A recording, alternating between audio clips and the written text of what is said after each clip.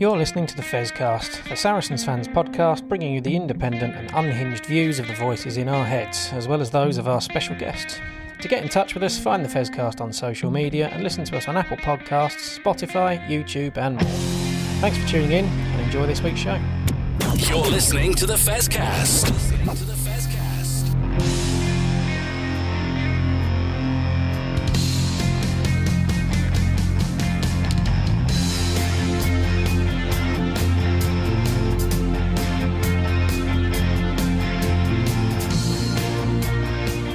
Hello everybody, I'm here with a familiar voice, Alex. Hello Alex. Hi.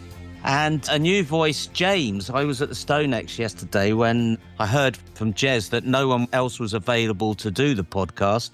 And I was going around the place desperately trying to find Alex to make sure she could record tonight. We're recording on Sunday evening, but you weren't there, Alex. No. And then I came across James, who very kindly agreed to come on and save me from making this podcast as a monologue, which wouldn't be the most interesting thing in the world. So welcome for the first time, James. Thank you very much for asking me on. Thank you, Duncan. It's a pleasure. Very nice to see you, Alex, as well. So I arrived back yesterday after 2 weeks in Germany at 4 p.m. and intended to catch up on the England-Ireland game, but I saw the score and all the comment going on social media and WhatsApp and have absolutely no intention of watching it. But I was given permission by Jez to just use a one-word review, which is up. So that is the review of the England-Ireland game. But there are thousands of professional podcasts out there where if you want to hear about England-Ireland, you can sate your appetite. And I don't think it's that important that we talk about it. But not the performance or result that Mauro was looking for his 100th cap, Alex. No, he definitely wanted to go out there and get the win. He in particular didn't play particularly badly, but just as a team, they didn't have a secondary game plan when the first one didn't work. Yeah, that's what I heard. And various people seem to be getting a lot of blame, like Luke Cow and Dickey, and perhaps a few won't be appearing again. But one game I did see before I headed off to the StoneX to watch the women last night was Wales-Scotland, which was superbly entertaining. Jez probably would have loved the fact that the outcome was possibly decided by a couple of refereeing decisions, breaking Welsh hearts. But from a Saracens point of view, there were a few really, really notable points. The first was Thomas Williams. I mean, how many miles did he run for the whole of the game? And how quick is he both to the breakdown and his speed of thought with his distribution? He looks such an exciting signing for us. Seeing him play for Gloucester this year, again, he looks brilliant. Last year's player of the season. And then for Wales, he looks brilliant. Even in a team that's struggling, he always looks so good, quick and fast and distribution. I think it's going to be a great addition for us next season. Oh, it really is. He'll probably get injured in the first game. You know how these things go. But I can say that. If he doesn't, if he stays fit, you're absolutely right. Going to be mouth-watering to see him whizzing about the pitch like that at the StoneX. And we'll talk about a few re-signings in a minute, but the key one that I'm really, really hoping we get done now is Rhys Carey. I mean, he is a world-class international loosehead now, and in the words of Jonathan Davis, is just unstoppable. Yeah, I think he's been playing really well, and I think Saracens will be keen to keep him on for next season. We've got some players leaving, but actually we can say, no, we're keeping Rhys Carey. We want him, and actually I think he'll be really important for us next season. Yeah, I'm hoping we've got a pot of money set by, perhaps from the saving the salary on Marco Riccioni. Like Theo Farland, Rhys Carey was rumoured to be off to R360, and it looks like Theo is off to La Rochelle. It would be a blow to lose another world-class player to France, like Tom Willis. Got to be a good chance of that, hasn't there, James? Yeah, sadly, I sort of talk of it offered quite a lot of money, probably more than we can afford to keep him here. It'll be a big loss to us. Magic McFarland is lying out, amazing technique. Yeah, he'll be a huge loss, particularly on the back of Tom Willis also going from the back row next season. Let's hope it's like when we re-signed Juan Martin Gonzalez. I mean, we all thought we'd lose him at the time because he was so good and so prominent and must have been attractive for French teams. But as I say, let's hope there's a little bit of spare salary cap made available by the departure of Marco Riccioni. I don't think it was the past week, but in the week before, we had some big re-signings in the shape of Roti Şegun, which is really, really good news because alongside Tom Willis, for me, he's a player of the season. And Andy Onyema-Christie, I mean, they're both big names to keep, aren't they? Yeah, I think especially Onyema-Christie, with Tom Willis going to France and possibly others, actually having some continuity within who we've got in that background, keeping some key players, that will be important for us next season. So it's not just a completely new kind of setup. Yeah, I mean, that would be really bad to have too much turnover. And it's probably the departure of Tom Willis that has meant that we've been perhaps keener than we would have been to hang on to Andy Onyema-Christie. Yeah, I'm such a big fan of his. Such a brilliant play and brilliant club man, I think, as well. You can see the energy he brings into that squad. And he's coped with some incredible difficulties with injuries, but come back and always looks raring to go every game. And I think keeping him next year was a big signing, really big signing. We've got some good kids coming through and young players coming through, but he looks, he is the real deal and good to keep him. And perhaps, get him back into the Scotland squad as well. And we always knew that if he could just stay clear of injury, Roti would be a brilliant player. And it's really this season we're seeing it, isn't it? Yeah, definitely. I mean, speed. He's just speed, and his defence is brilliant, and his attack is brilliant. And you're right, just having him for a consistent series of games shows his class. I think we've seen it much more visibly because we've been able to see him, and and that confidence he presumably gets from consistent game time. It's great to see. Really good player, and again, another great club man.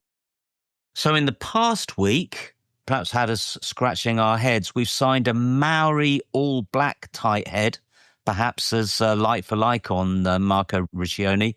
Jermaine Ainsley, who we've signed from Lyon. And I had a little look this afternoon. He's actually played in 75% of their top 14 games so far this season. So it can't be bad if that's the case. A bit of an unknown, though, Alex. I think what they're trying to do is not just bring in players that people already know and people already have an idea of, actually bring in different types of players who actually might bring something different to the way Saracens play, rather than just sticking with the same mould of players over and over again. Because if we want to start winning trophies again, something needs to change. It must be such a complicated business putting the best squad together within a fairly tight salary cap. And as I say, if we want to have a pot of money to possibly keep hold of Rhys Carey, then we've got to be a bit faster foot in replacing people in other positions. I mean, as I've said before on this podcast, I follow Perpignan, and who had a wonderful victory against Pau this afternoon, which is brilliant. And that's where Marco's off to. And as a Perpignan follower, I'm not super excited that he's going there, and I'm not super sad that he's leaving Saracens. And that's not because he's not a great player. It's just that he can be a bit fragile. And possibly because of his injuries, I'm not sure he's been as good this season as he has been in previous seasons. I know what you mean, Duncan. I think I saw something when his departure was announced that he's made, I think, 68 appearances or something like 70 appearances. And that, for me, felt like a shockingly low number. But then you think back at the injuries he's had, and that he's possibly not the cheapest because he's an Italian international. And so that careful calculation that Mark McCall and Nick Kennedy, the head of recruitment, will do about sort of value for money, really, and return on investment possibly does fall a bit lower on that front. And then, if someone like Jermaine Ainsley is playing 75% of their games in such a competitive league like top 14, it's exciting. So just because I haven't really heard of him doesn't really mean a lot. Mark McCall has, and that's more important. Yeah, playing 75% of the games in the top 14 for a prop is a big achievement and does bode well.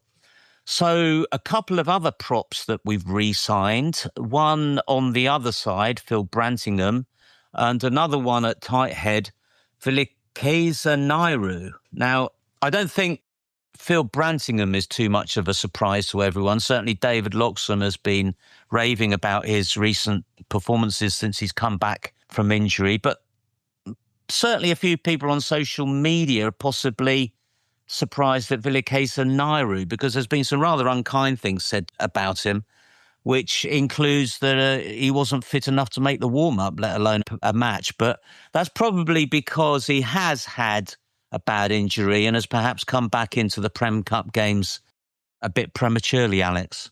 Yeah, I think sometimes when players come back from long-term injuries or bad injuries, you see that like they struggle to get fit again. But actually, clearly the coaches have seen something they like and think we can get him fit and keep him fit next season. So hopefully he actually starts getting some consistent minutes. I mean, he's still young, and they're probably thinking if we have a whole pre-season with him, as you say, next season he could be a different kettle of fish.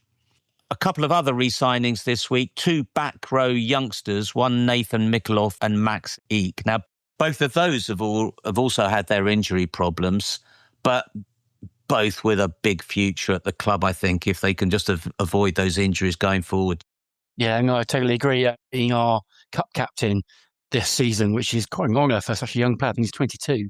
And so, it's not a completely made up of kids cup team this year. So that's quite an honour and obviously a sign of the respect that he's got from the coaches and the players to lead that. So he's very good. And we've not seen much of Max. So I'm hoping to see a lot more of him. Perhaps he'll come through the Ampthill route a bit more. We'll see him playing there a bit more, particularly with the cup. I think they're sort of petering out for us this year. But Nathan's a great signing, great re-signing. Maxi was coming on in Prem games, actually. He was coming on, with 15 minutes to go and looking really bloody good before he had that injury. And I think that's why we haven't seen much of him. And that's a very good point about Nathan Mikulov being captain at 22. That he's also was the England under-20 captain. Yeah, good point. Yeah, clearly got a lot about him. And then lastly, we've re-signed 2 hookers, James Hadfield and Ian Clark. Both of them were brought in by Rob Webber after the demise of Jersey, where they both came from. Both very good. And James Hadfield has impeccable taste in music, which always gets my vote. But the question for me is, does that mean that we're seeing Samson Adejimi as another player who's too fragile? I mean, a couple of years ago, Mark McCall said that he was going to be the next best thing since sliced bread and was tipped for the top. And then he's been shipped off to not play any games at Newcastle. So is it possibly the death knell for Samson Adejimi, Alex? I think that's definitely a possibility.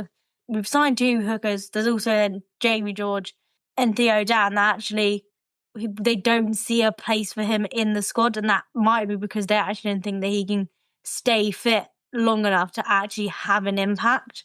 Yeah, I guess it's possible that we've got Jamie for one more season after this, so perhaps they feel that Samson is young enough that he, like Jamie George had to be, he could be patient for another year and then he'll fit in as one of the team of 4 hookers once Jamie's gone. We shall see whether that's the plan. So there we are. A lot of movement, a lot of potential movement in the squad, a lot of business yet to be done. There are rumours that we're bringing in, I think, another number 8. But as I say, we may feel that between Nathan Mikulov and the current England number 8, although he played 7 yesterday, I believe, we've got that covered. We shall see. Did you see that one today? It's quite a big name that's being linked again.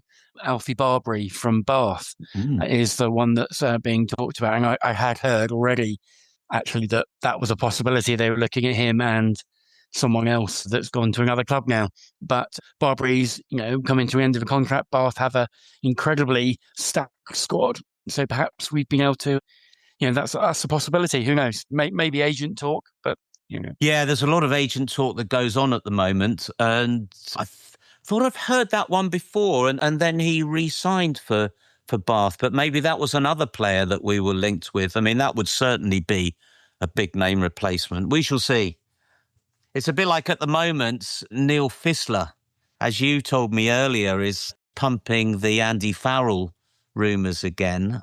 I mean, you just don't know with Fissler, do you, whether it's just he's decided that everybody else is talking about England, Ireland is all topical, so he'll reheat an old rumour, or whether it's just an indication that, yes, it's definitely progressing, as some people certainly believe it is. Again, I think it may have got some reheating in France, and it looks like someone might have been a bit chatty, but who knows? I mean, Neil Fissler, he does hit the mark pretty often. He's pretty good, but you know, who knows? We've got Brendan coming in, and that's I think who we're backing next. Well, it does make total sense that he comes after the World Cup with Brendan Ventnor in the interim. With Fissler, where you get a blunderbuss out that fires about 500 shots in one go, a couple of them are always going to be accurate, but it does make sense, that's for sure. And just congratulations. Before this, we got on the call here on Sunday, just watched a very exciting match on YouTube, which was the under-18s seeing off Quins to grab third place in the league. And with these games, you're always looking at them thinking, you know, who are the ones we're going to pick up, sign up to go to the senior academy. And one name in particular, I think, is absolutely bolted on for him, and that's Charlie Hodgson's son, Henry, who came in the... I don't know whether you saw any of it, James. He came on in the second half, totally turned the game around. Outstanding, wasn't he? I loved watching it. I've watched a few of the academy games this year and really enjoyed it. And I'd recommend it for people next season when they get to go again. But Henry was incredible coming on the second half. It was a bit of a surprise he wasn't starting, but he came on looking seriously fit, fired up, got a try himself, set up another try. But really good. But some very promising talent in that side. Zach Jones and Freddie Stewart on the wing. Austin Burns, a fly half. I had the pleasure of talking to his dad at one of their games, Mr. Burns, and he was a really, really nice guy. But I think there's talent. I think it's Tiani Eleni, the hooker. That's like 6'2", 6'3" or something as a hooker, and really stacked player. We signed a record number last year up from the 18s to the senior academy. I don't know how many times you can keep signing lots of players up to give them those opportunities. But I suspect Mike Heinard, the academy coach, is pretty excited about what he's got on offer. I think so. Yeah, I was down at the StoneX to watch an under-18 game a couple of weeks ago. And as you say, thoroughly enjoyable. And especially when it comes in this sort of drought of proper Prem matches, it was great. Yeah, a lot of exciting talent on show there. So we'll leave it there. We'll have a short break. After the break, we'll be back to discuss a Saturday night under the lights with the fabulous Saracens women. What more could you ask for? You're listening to the Fezcast. Hello, this is Akina Gondwe of Saracens Women, and you're listening to the Fezcast, and we are both proudly sponsored by the Saracens Supporters Association. For a £10 annual subscription to the SSA, you'll get the chance to buy tickets for away matches, receive a regular newsletter, and an exclusive SSA badge. They also arrange pre-match gatherings and player-coach events. As well as sponsoring both me and the Fezcast, they also sponsor Louis Johnson from the men's team and the Saracens Foundation Track Club. Not bad for £10. You can join up at membermojo.co.uk/SSA. Enjoy the rest of this edition of the Fezcast, and I look forward to seeing you at StoneX. Come on, you Sarries. This is the Fezcast. Well, welcome back, everybody. And I've just got to say, it is so great to go down to the StoneX and watch a Saracens team right now that you can be completely and unreservedly proud of. Whether it's refusing to be beaten, having gone over 20 points behind against a really good Bristol side last week in a thoroughly entertaining comeback, or in the end, demolishing, as we did yesterday, the team just below us in a second v third clash and a team full of top-class players. We're really living through some golden days with this women's team right now. And it's building up to a climax in June against our great nemesis of the moment, Gloucester Hartpury, Alex. Both the Gloucester Hartpury and Saracens this season have just pulled ahead of the rest of teams. And actually, the rest of the league below us is competitive, but actually, Saracens and Gloucester have just got that extra bit that we can finish games and get the wins. We've played Gloucester in a couple of weeks at the Stonex, and actually, although it'd be nice to win the game, we're in a place where we don't have to win to get second place. Yes, we want to beat them, but actually, if it comes to it, we're likely going to face them in the final. So actually, it doesn't matter as long as we beat them then. Yeah, and that win yesterday against Exeter really puts some daylight between us, doesn't it? And as you say, takes the pressure off a little bit. It'll be interesting to see whether the women react to that adversely. I suspect they won't, because they're a pretty determined bunch. I mean, they were really determined to get a nil yesterday, and to Exeter's credit, they managed to score a try at the death. There was talk on the SSA WhatsApp group that £10 for a ticket, £5 for kids, undervalues the women. And yes, it does in a way, but I just love that atmosphere of games of sort of, dads with daughters, families together. It's a wonderful atmosphere that is probably in large part due to the fact that a family night out on Saturday night last night under the lights watching absolutely first-class entertainment is £30 for the whole family. Oh, yeah, it's incredible. I think it's incredible value. And, it was a bit of an experiment. I talked to Alex Austerbury a bit after the game, and he said, it was a bit of an experiment to host the game from the league, actually, to host the game in the evening and see what the crowd was like. And I think, having it after the Six Nations, and I think it was a really disappointing crowd number yesterday, because the show you get for £10 is just spectacular. And also the player interaction afterwards, there's sort of, meet and greets with all the players afterwards, both teams, super friendly. I love seeing the players interact with children, adults, fans, family afterwards. Marley was in huge demands. She's endlessly signing balls and shirts and everything. There's a great spirit there. If anyone listening hasn't been to see a women's game, please get there. Get down to see one game. Give it a chance. See what you think. Because for the value for money, I don't think there's anything better in rugby than going to see women's rugby. I don't think there is. And you are right about the after-game atmosphere as well. There was a bunch of Canadian teenage girls there. Did you see them? I'm assuming they were a touring rugby team, and our Canadian players in particular love coming over to them and talking with them. I mean, Saturday night games are not usually popular with those who live outside London, and I can understand that because of the difficulty of getting home late on a Saturday night. But I would emphasise to everybody that the parking at women's game is cheap. I think it's, again, something like a tenner. But perhaps more importantly, there aren't any local parking restrictions. And as a local resident, I probably shouldn't say this and get everybody to clog my road up, but I'll be at the game, so I don't care.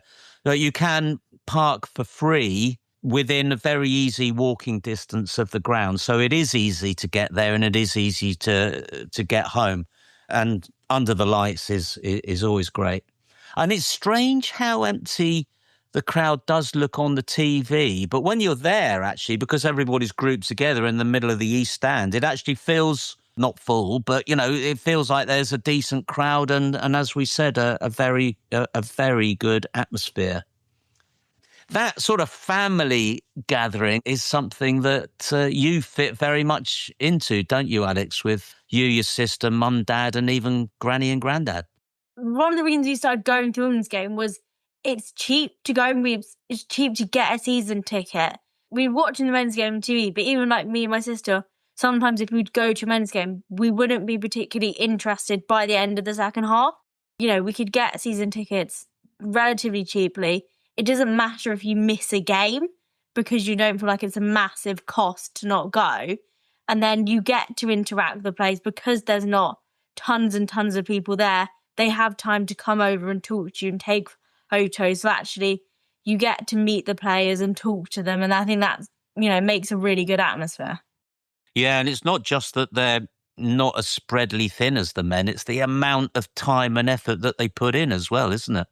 they appreciate you coming and they make sure that, you know, they sign everything people want to sign and take photos and spend the time out there giving back to the fans. Absolutely. Just building on what Alex said, they had some of the players who weren't playing yesterday and some players who used to play for Saracens who have come back with friends and family who were watching as well.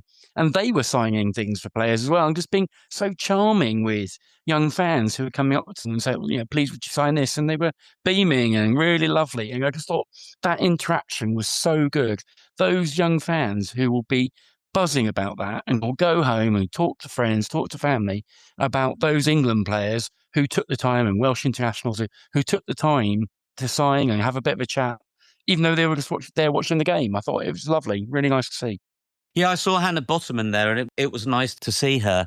And I think it was quite significant that we had that fantastic win yesterday without Sophie de Goody, Liv Apps, Georgia Evans, Rosie Gallagher, and there's probably other significant players that I've forgotten about. And still, we were that good. And as I said before, it's a high-quality, feel-good fare that the women are serving up at the moment. And I wonder to what extent this is the influence that Kevin Rouet's having. And he's been in place now for a few months.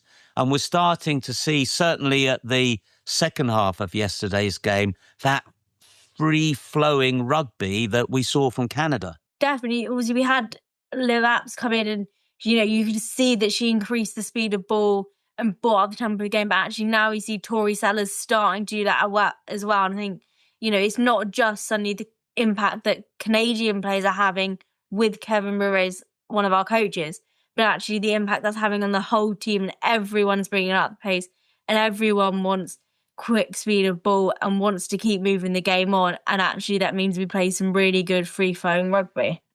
Yeah, hair-raising at times. There's Zoe Harrison in particular had a really great game, but she put some really adventurous passes in, and you're sort of going, oh my goodness, what are you doing? But luckily there wasn't anything that went wrong with them, mainly because other players we might talk about were absolutely brilliant at covering. They talked about the ones who didn't play, looking at some of the ones who did. Everybody had a great game, but just picking out the real highlights for me. Marley Packer, she almost looks like a swan now, who's gliding across the pitch. I mean, before, I don't mean to be rude by this, but especially when she was walking, she looked like somebody who needed 2 hip replacements. You know, but now she's just gliding around the place, even when it came to what turned out to be the 90th minute of the game. There she is, gliding across the pitch and looking extraordinary. She looks just energised, so energised this season. Like I thought potentially post-World Cup, England place might be under threat with young players coming through. But perhaps she thought that as well, and she has upped her game. So, she looks so fit. She looks so, so energy levels. Really, really impressed with Marley yesterday. I thought she was a candidate for player of the game. She was, and there were plenty of those. But yeah, I think she's decided she doesn't know how long her career is going to last now, but it's in the last stages, and she's really going to make the most of it by being just as good as she can be. And yeah, there's got to be in the squad, at least for England, in the Six Nations coming up, because she's playing so well. And another player who's just extraordinary is Julia McQuarrie. I mean, she was everywhere yesterday. Those long legs just eat up the ground, don't they? And the number of times she was there to stop a dangerous break or disrupt the line out or catch our own ball or break through a defence. She's just incredible. Yeah, I think she's playing really well for us at the moment. Teams are having to commit 2 or 3 plays to stop her, which creates space elsewhere. So if she's not the one making the break, it means on the next pass or whatever, we can then start to find the space. She can play back row or second row. I think that versatility really worked, and we're actually get her in the team wherever we can, and then we can use her because she's really gives us an advantage. Yeah, I mean, she's one of the most exciting players, men or women, who are playing in England at the moment. She really is. And then you got Poppy Cleal, who was given the player of the match. And she was certainly a contender for that because of her Billy Vunipola type way of barging through everything with players hanging off her neck or crafty little offloads. And I think scientists are going to be debating for years how she managed to chip the ball over and then be first to it, beating a very speedy Exeter back row. And I say that kindly because I think if Poppy was a motorbike, she wouldn't be a Suzuki going 150 miles an hour. She would be a Harley Davidson that's going to go 50 miles an hour, whether it's just got a rider on it or whether it's towing a caravan. Yeah, I think she's another player, just pure class. She's a lovely person, and on the pitch, though, oh my word, she is just terrifying to play against because you look, she's just everywhere. Power, class, that sort of touch of that kick through, and that's not the first time she's done that subtle kick over. Obviously, something she likes doing, and she's good at it. But yeah, yesterday that ambition and adventure. Brilliant. It's brilliant to watch. And another player who, I think she will be super disappointed she's falling out of the England reckoning, but stepping up her performances. She sort of got a second, third wind this season. Her chip was so adventurous and so well executed. She got Marley Packer at it, who wasn't quite as good, although it was a decent thump she put on it. I mean, one area of concern, especially we've got Liv Apps at the moment, and Tori Sellers played really well. Played the whole match at 9, but we're a bit fragile if both her and Olivia Apps get injured, Alex.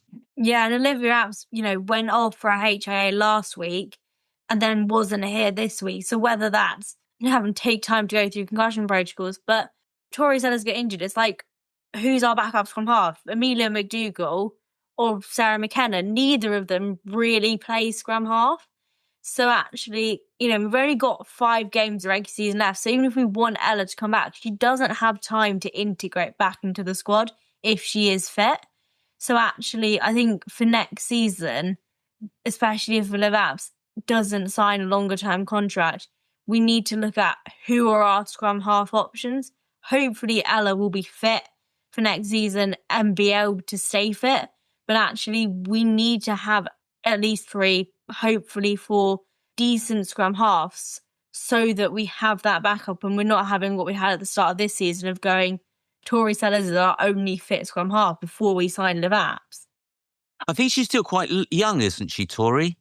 Is she early 20s or has she been around? Yes, she is. Yeah, she's early 20s. Yes. Yeah, Yep. she's early 20s, yeah, which is good. And I think we didn't really miss Olivia Apps yesterday, and that's really saying something because she has bought Tori Sellers' game up, hasn't she? I think Tori Sellers has seen the way that Olivia Apps plays and presumably works in training as well, and has really learnt that quick game as well. That's almost what Tori needs. Like, it's competitive to get into the England squad, which she was going to want to do. They've got Lucy Packer and Mohan as scrum halves. So actually having a different influence, not just learning from Ella, but learning from Liv Apps, different style of play. And actually, okay, Liv Apps might be injured at the moment, but we don't miss her. Yes, it leaves us vulnerable, but actually when Tori's on the pitch, we don't miss Olivia Apps because Tori can provide the same speed of ball and the same tempo. And certainly she is doing that now, that's for sure.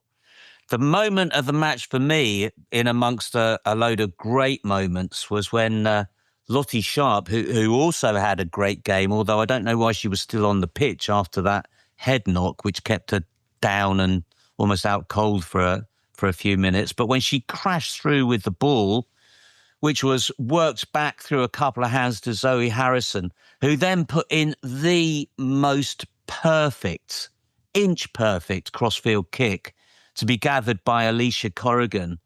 I don't know whether that was a set play or just some really, really quick thinking by Zoe Harrison, but it just reminded me of Owen Farrell at his very, very best with that precision and beauty of the crossfield kick, James.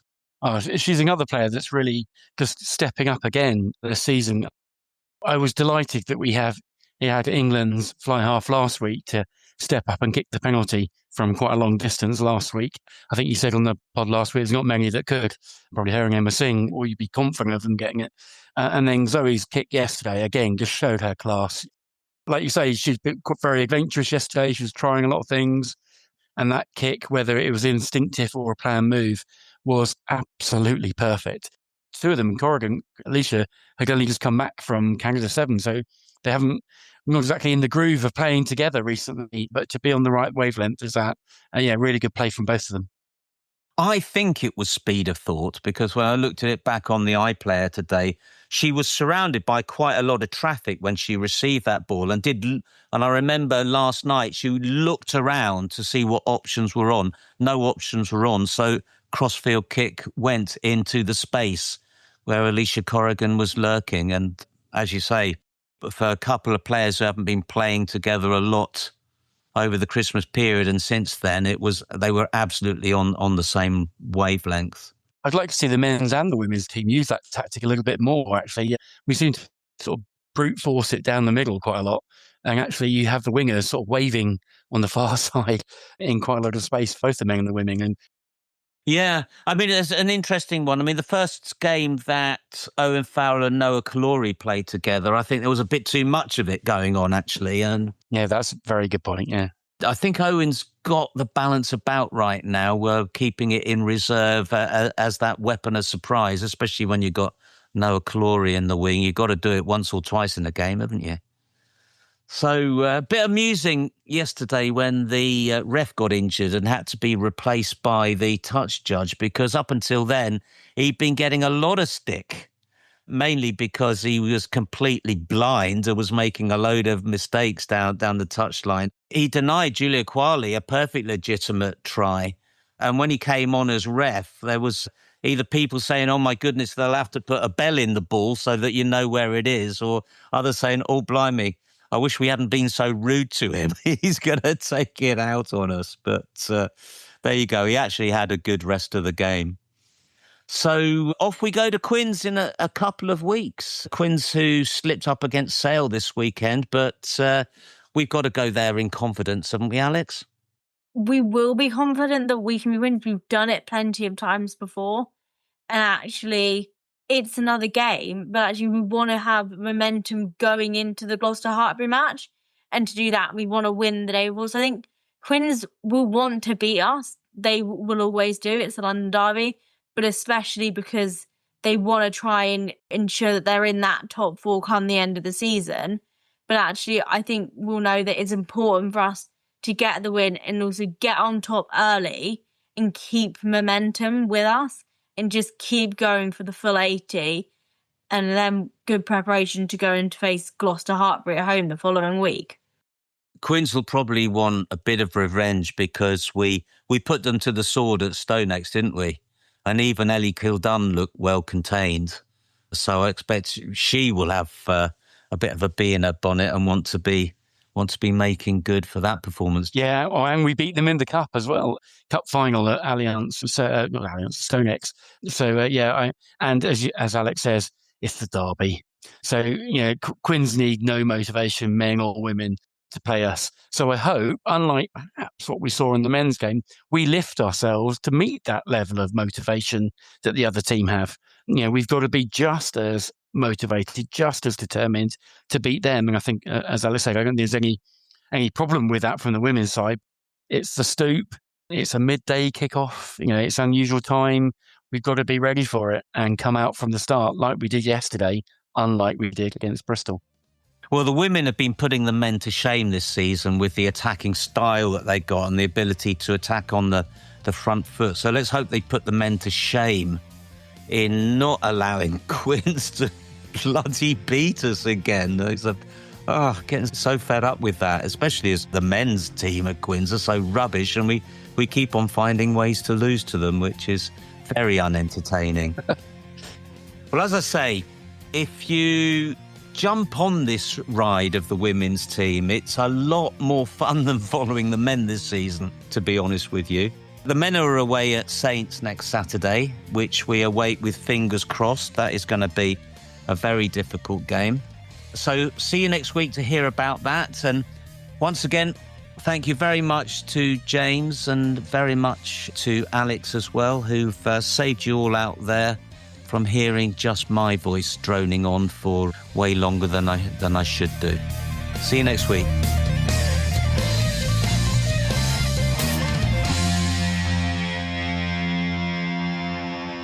This is the Fezcast.